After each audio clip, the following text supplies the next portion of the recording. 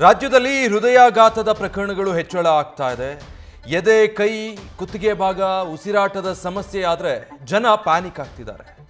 ಹೀಗಾಗಿ ಕಲಬುರಗಿ ಜಯದೇವ ಹೃದ್ರೋಗ ಆಸ್ಪತ್ರೆ ಫುಲ್ ರಶ್ ಆಗಿದೆ.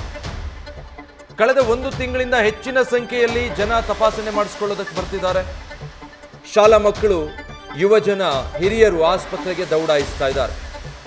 ಹೃದಯದ ಜೋಪಾನಕ್ಕೆ ಆಸ್ಪತ್ರೆಯಲ್ಲಿ ಜನ ಕ್ಯೂ ನಿಲ್ತಾ ಇದ್ದಾರೆ. ಸುತ್ತಮುತ್ತ ಕೇಳಿದ್ರು ಇದೇ ಪ್ರಕರಣಗಳು, ಎಲ್ಲಿ ನೋಡಿದ್ರು ಹೃದಯಾಘಾತ ಪ್ರಕರಣಗಳದ್ದೇ ಆತಂಕ. ನಾವು ಸೇಫ್ ಆಗಿರೋಣ ಅನ್ನೋ ಕಾರಣಕ್ಕೆ ಕುಟುಂಬದವರ ಸಮೇತ ಜನ ಆಸ್ಪತ್ರೆಗಳಿಗೆ ಹೆಚ್ಚೆಚ್ಚು ಸಂಖ್ಯೆಯಲ್ಲಿ ಬಂದು ಚಿಕಿತ್ಸೆಗೆ, ತಪಾಸಣೆಗೆ ಒಳಪಡ್ತಿದ್ದಾರೆ. ಸೊ ಹೀಗೆ ಕಲಬುರಗಿಯ ಈ ಜಯದೇವ ಹೃದ್ರೋಗ ಆಸ್ಪತ್ರೆ ಫುಲ್ ರಶ್ ಆಗಿದೆ ರೋಗಿಗಳಿಂದ. ಅಲ್ಲಿಂದ ನಮ್ಮ ಪ್ರತಿನಿಧಿ ಭಜರಂಗಿ ಒಂದು ಗ್ರೌಂಡ್ ರಿಪೋರ್ಟ್ ಕೊಟ್ಟಿದ್ದಾರೆ, ನೋಡೋಣ. ಇತ್ತೀಚೆಗೆ ಯುವ ಜನತೆಯಲ್ಲಿ ಹೃದಯಾಘಾತ ಪ್ರಕರಣಗಳು ಹೆಚ್ಚಾಗ್ತಾ ಇರೋದ್ರಿಂದಾಗಿ ಜನರು ಒಂದು ರೀತಿಯಿಂದ ಪ್ಯಾನಿಕ್ ಆಗಿದ್ದಾರೆ. ಯಾಕಂದರೆ ಸಣ್ಣ ಪುಟ್ಟ ಆರೋಗ್ಯ ಸಮಸ್ಯೆ ಕಂಡು ಬಂದರು ಅಂದರೂ ಕೂಡ, ಸಣ್ಣ ಪುಟ್ಟ ಎದೆ ನೋವು ಕಾಣಿಸ್ಕೊಂಡ್ರು ಕೂಡ, ಕತ್ತು ನೋವು ಕಾಣಿಸ್ಕೊಂಡ್ರು, ಕೈ ನೋವು ಕಾಣಿಸ್ಕೊಂಡ್ರು ಕೂಡ ಆಸ್ಪತ್ರೆಗೆ ಧಾವಿಸ್ತಾ ಇದ್ದಾರೆ. ತಪಾಸಣೆ ಮಾಡಿಸ್ಕೊಳ್ಳೋಂಥ ಕೆಲಸಕ್ಕೆ ಜನ ಮುಂದಾಗ್ತಾ ಇದ್ದಾರೆ.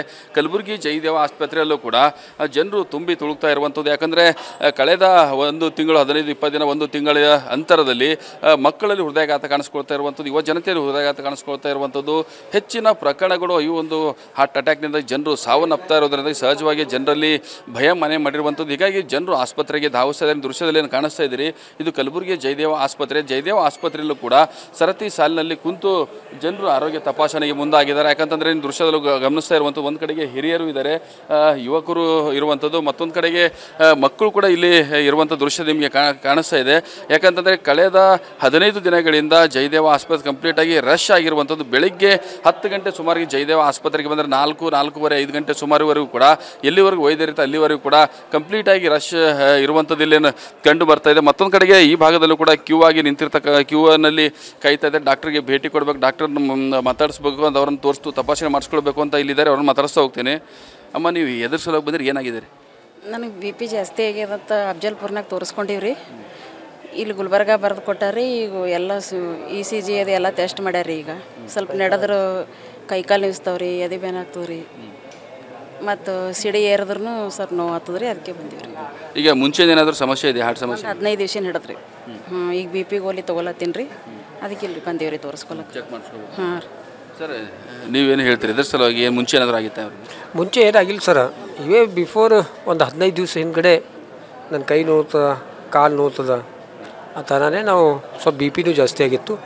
ಜಯದೇವ್ ತಂದು ಟೆಸ್ಟ್ ಮಾಡಿ ನೋಡಮ್ಮ ಅಂಥೇಳಿ ಎಲ್ಲ ಟೆಸ್ಟ್ ರಿಪೋರ್ಟ್ ಮಾಡಿದ್ದೀವಿ ರೀ. ಈ ಲಾಸ್ಟ್ ಒಂದು ಚೆಕ್ ಮಾಡ್ಕೊಂಡು ಡಾಕ್ಟ್ರಿಗೆ ಕೇಳ್ಕೊಂಡು ಹೋಗ್ಬೇಕಾಗಿದೆ. ಈಗ ಇನ್ನೊಬ್ಬರಿದೆ, ಅವ್ರನ್ನ ಮಾತಾಡಿಸ್ತಾ ಹೋಗ್ತೀನಿ. ಅಮ್ಮ, ನೀವು ಎಲ್ಲಿಂದ ಬಂದಿರಿ? ಏನು ಸಮಸ್ಯೆ? ಅವ್ರ ಜೊತೆಗೆ ಬಂದಿರಿ ಸರ್. ನಾವು ಇಲ್ಲಿಯವರೇ ಇದ್ದೀವಿ, ಗುಲ್ಬರ್ಗಾದವ್ರೆ. ಈಗ ನೀವು ಎದ್ರ ಸಲುವಾಗಿ ಬಂದಿರಿ? ಯಾಕಂದ್ರೆ ಹೆಂಗಿದ್ದೀರಿ ನೀವು? ಫ್ರೆಂಡಿಗೆ ಆರಾಮಿಲ್ರಿ, ತೋರಿಸ್ಕೊಳಕ್ಕೆ ಬಂದಿಲ್ಲ. ಏನಾಗಿದೆ? ಆರಾಮಂದ್ರೆ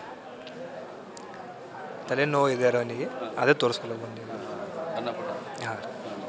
ಮುಂಚೆ ಏನಾದ್ರು ಸಮಸ್ಯೆ ಇತ್ತಾ? ಇಲ್ಲ, ಮುಂಚೆ ಏನಿಲ್ಲ. ಸ್ವಲ್ಪ ಏನಾಗ್ತದೆ ಅಂತ ಬಂದಿದ್ದೀರಿ? ಹೌದು ಸರ್.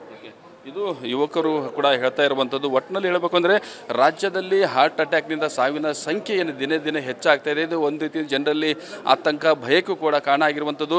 ಒಂದು ಕಡೆಗೆ ವೈದ್ಯರನ್ನ ಭೇಟಿಯಾಗಿ ತಪಾಸಣೆ ಮಾಡಿಸ್ಕೊಳ್ಳೋದ್ರ ಜೊತೆಗೇ ECG ಮಾಡುವಂಥ ಸೆಕ್ಷನ್ ಕೂಡ ಹೋಗ್ತಾ ಇದ್ದಾರೆ. ಯಾಕಂದರೆ ಎಲ್ಲರೂ ಕೂಡ ಆತಂಕ, ಭಯ ಮನೆ ಮಾಡಿರುವಂಥ ಹಾರ್ಟ್ ಅಟ್ಯಾಕ್ ಆದರೆ ಜೀವ ಹೋಗುತ್ತೆ ಅನ್ನುವಂಥ ಭಯ ಕಾರಣಕ್ಕಾಗಿಯೇ ಸಣ್ಣ ಪುಟ್ಟ ಎದೆ ನೋವು ಕಾಣಿಸ್ಕೊಂಡು, ಸಣ್ಣ ಪುಟ್ಟ ಕೈ ನೋವು, ಕತ್ತು ನೋವು ಕಾಣಿಸ್ಕೊಂಡ್ರು ಕೂಡ ಪ್ರಿಕಾಷನರಿಯಾಗಿ ಆಸ್ಪತ್ರೆಗೆ ಜನ ದೌಡಿಸ್ತಾ ಇದ್ದಾರೆ.